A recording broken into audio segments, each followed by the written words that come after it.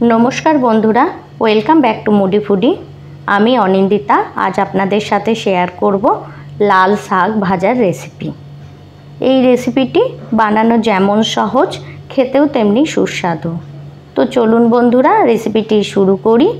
তো সবার প্রথম লাল শাক ভাজা বানাবার জন্য আমি একটা কড়াইয়ে 1 টিস্পুন অয়েল গরম করার জন্য রেখে দিয়েছি।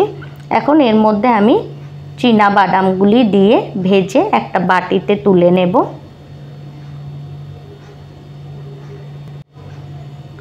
বাদামগুলিকে আমি আগে থেকেই শুকনো খোলায় ভেজে নিয়েছিলাম, তার জন্য আমার এগুলিকে ভাজতে বেশি সময় লাগবে না।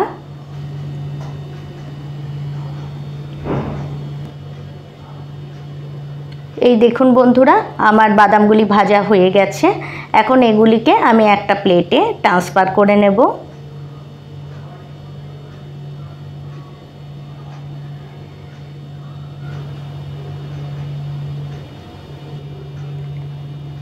এখন সেম তেলেই আমি দিয়ে দেব हाफ टीस्पून कालो जिरे और दिए देब दुटो शुकनो लंका।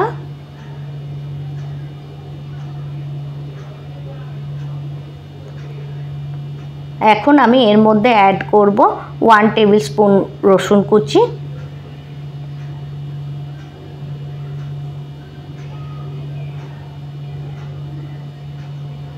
এখন রসুন একটু ভাজা ভাজা হয়ে গেলে আমি এর মধ্যে লাল শাকটিকে অ্যাড করে দেব। লাল শাকটি ভালো করে ওয়াশ করে এটিকে আমি কাট করে নিয়েছি।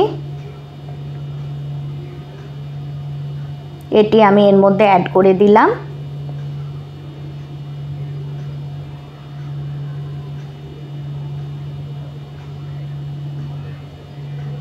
এইভাবে লাল শাক বানিয়ে দেখবেন, এর স্বাদ আপনারা কোনোদিনই ভুলবেন না।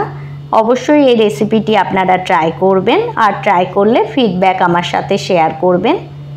এখন আমি এর মধ্যে অ্যাড করব हाफ टीस्पून হলুদ গুঁড়ো আর অ্যাড করব স্বাদ অনুযায়ী লবণ।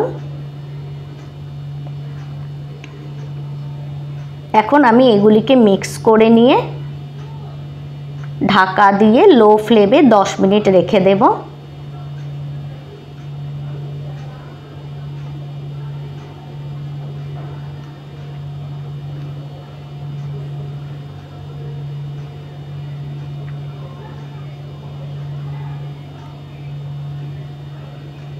এই দেখুন বন্ধুরা আমার 10 মিনিট হয়ে গেছে।